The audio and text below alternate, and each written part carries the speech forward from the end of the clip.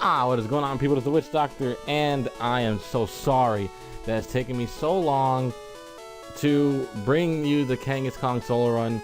It's just, when I do the Kangaskhan solo run, I like to talk about things that are like relevant that's going on right now, or just topics. So today I have two things to talk about: corruption and Ronda Rousey. Let me show you Kangaskhan first off. Kangaskhan is looking nice and strong, level 34, with bite, seismic toss, bubble beam, and body slam. So it's getting pretty powerful. But let's talk about corruption first, because I want to end the I want to end on the Rousey thing, like as like a lighter note type of thing. But corruption, as in certain places, or like obviously like our United States. I don't want to get into political things, but my store that I work at Target, for those of you guys who do not know. I will probably be in, I wouldn't be in too much danger talking about this, but what can I say, man? I have to speak up. The store that I work at specifically is very corrupt. It is insane with the amount of corruption at my store. I'm talking about, it is so insane that I really don't know how to put this. Basically, my store will deny someone's application if they feel that this person will be too much of a trouble for them. So for example, we had a dude who recently was about to get hired to our store. He went for the interview, and this dude had 7 years of retail experience, worked in many different positions within the store before, but was denied access to our store because of the sole reason that they felt like he would be too much trouble, as in he would talk back, as in he would know too much about the store and would try to change things. My bosses do not want change. They want things to stay the exact same way as it is, so that way they can be on top and make their money, and not have to worry about someone butting in and like taking their stuff. If you're wondering why I'm catching the Sandshrews, because I need someone for cut. And like I said, I was gonna have HM slaves, so there it is. I have one now. Sandshrew. Sorry, I got off track for a second, but that's what I'm saying. They just are, my company is so bad. The one that I work with specifically is just that bad. I don't know why they're like this, but they're just like that. And let me tell you how my situation is in my store. I know this is more of a serious video, I'm sorry, that's why I'm going to end on the Rousey thing, because it'll be a lot, a little bit of a reliever. They basically hire a bunch of people from the Middle East. Like, people who... Well, that was really easy. People who, don't really speak really good English. Like me, I don't speak good English, apparently. But I have nothing against them. I really do not. My thing is, the reason why they do this is because they won't talk back to them.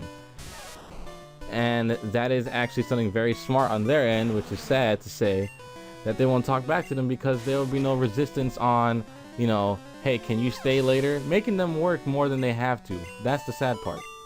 Which is what they'll do. So, I really don't know if I should be talking about this. It's actually kind of scary, because I don't have any of my coworkers that watch this video, but it's like, it's just how I feel. I can't get in trouble for voicing my opinion, so never mind. Basically, they'll do that. They'll work you to the bone. For instance, there's times, like I said, I work a lot of hours at the store, I should know, and it's grueling sometimes.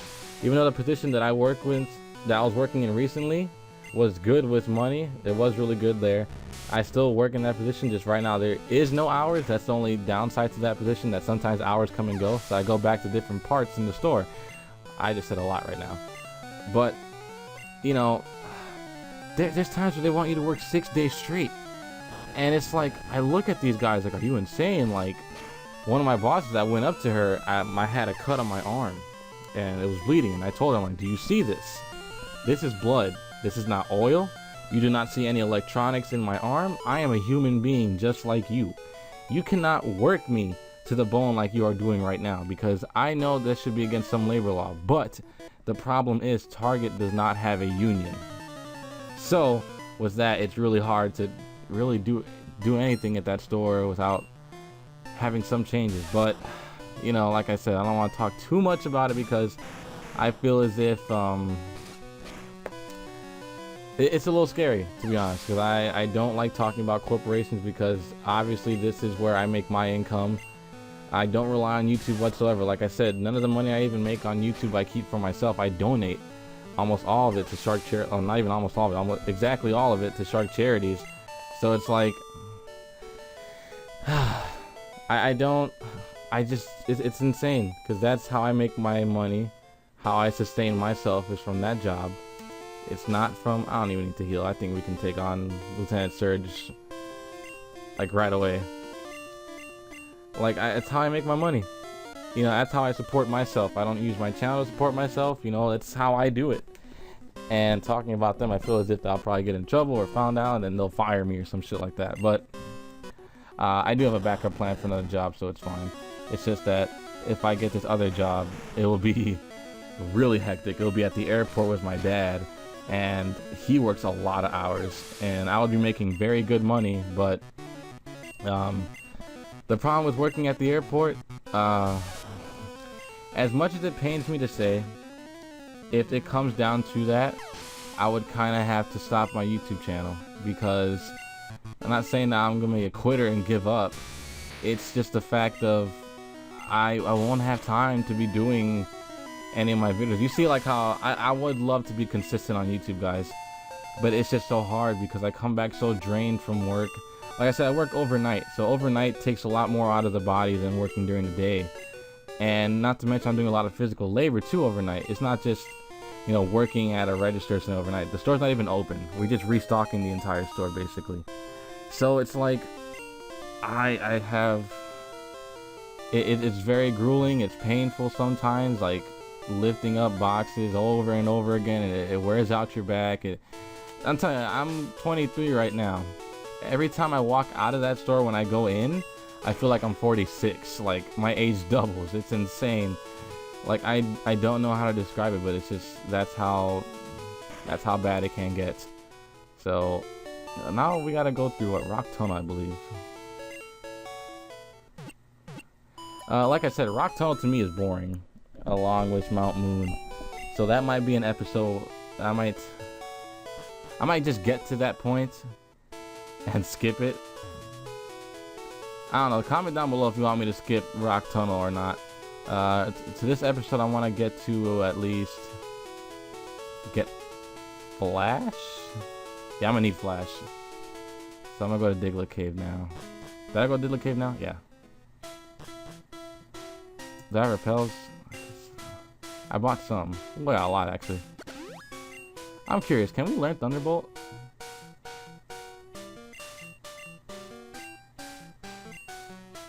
We can. Should I get rid of Bite for it though? Nah. We're fine as is, because Kangaskhan's special attack isn't even all that.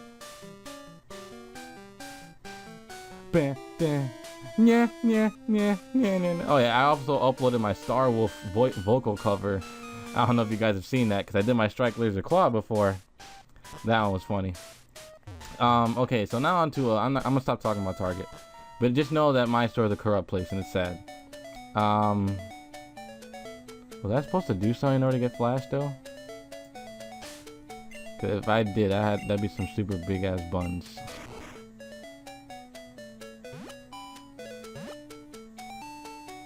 Alright, Pearl wore off, that's fine. I have to have caught 10 Pokemon, right? Professor Oak's 8, if you can catch 10 kinds of Pokemon, it's supposed to give you HM5. So if you caught at least 10 Pokemon, I'll say yes, even though I didn't. Ooh, I only caught 2.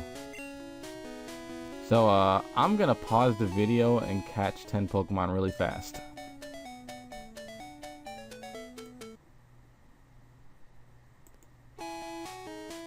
Alright guys, we are back and I got 10 Pokemon, so give me my Flash. I want it, give me it. Great, yeah, caught 10 Pokemon, exactly, yep.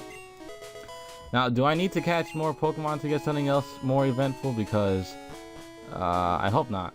I think that was it. That's the only one I need to do. Yeah. Also, guys, another quick thing. I do have TCG coming back soon on the channel as well because I've gotten more cards to make a deck for something else that I wanted to make. So stay tuned for that. That's going to be really nice. But on to my next topic, which is actually, I'm going to talk about streaks instead of just Ronda. Lately, a lot of streaks have been broken. First one, for those of you guys who watch wrestling, The Undertaker. His streak was broken by Brock Lesnar. Let me tell you something, I was devastated by that. I was extremely devastated by the streak being broken. And I don't know. Like, I just could not imagine The Undertaker losing. That was insane. But at the same time, obviously, guys, I know wrestling is script. I hate when people tell me it's fake because it's not fake. It's different. Fake to me is like dragons and unicorns and shit like that. That's fake. Scripted is different, where a story is written and the wrestlers perform the story that's going on. That's what wrestling is. It's scripted. WWE is scripted. That's why it's called World Wrestling Entertainment, not Federation, which is why it changed, because it is scripted. So the stunts they perform is real and all that. It's all practice, by the way. So, you know, anyways, you know, Brock Lesnar realistically was the only guy back there in that locker room that could honestly, believably, you know, break the Undertaker's streak. So that alone was really weird for me, because it's like, I just never imagined the Undertaker losing. It blew my mind every time just thinking about it, and watching that match over and over again, I'm like, the Undertaker actually lost.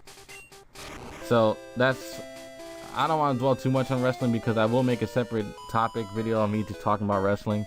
The second streak that was broken that surprised me was Zero versus Nairo. Now, I'm sure a lot of you guys are into Smash and competitive Smash, but yeah, let me tell you, when Zero lost, I honestly, okay, when he lost to Siegel, that one time it got put into losers, that was something else too. That was something right there. But he still won that tournament in Big House, I believe. Yeah. But in MLG, that all changed. Nairo, which I actually spoken with Nairo before a few times on Skype, or like once or twice, I mean.